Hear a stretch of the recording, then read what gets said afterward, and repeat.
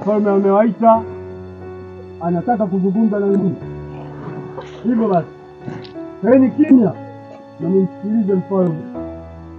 Amani juu.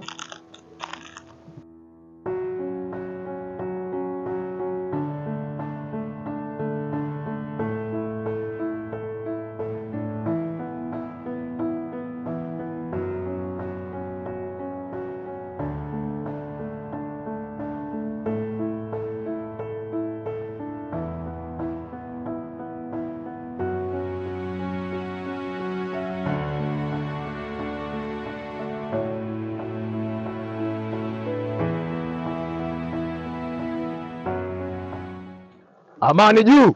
Juu. Amani juu. Juu. Kuna taarifa mbaya nimezipata. Hivyo nataka kuwajuza wana wa amani. Amani juu. Juu. Mataifa yanafanya uasi mkubwa sana. Yanafanya ziaka kubwa. Taarifa nilizozipata ni kwamba moja ni juu ya swala la ushoga. Ndoa za jinsia moja. Hii ni ziaka kubwa sana. Wanaume kwa wanaume wanafunga ndoa. Wanawake kwa wanawake wanafunga ndoa. Mbaya zaidi na zaidi ya kusikitisha, wanadamu wanafunga ndoa na wanyama. Hii ni ziaka kubwa sana. Hivyo mambo haya yampendezi Mungu hata kidogo. Hayapendezi machoni kwa Mungu. Sasa na mimi nasema, katika himaya ya amani, sihitaji mtu yeyote ajihusishe na mambo haya, wala mambo haya kuingia katika himaya ya amani.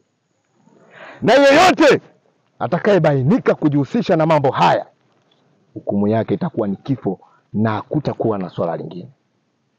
Hivyo basi, kuanzia sasa, kila mmoja awe ni mlinzi na mhamasishaji wa kukemea vitendo hivyo kabisa. Kila mmoja awe mlinzi kwa mwenzake. Sihitaji vitendo hivyo vifanyike katu kabisa. Amani juu. Juu. Amani ni kisiwa cha amani. Hivyo amani yetu tuitunze mpaka siku tutapofika kwa Mungu.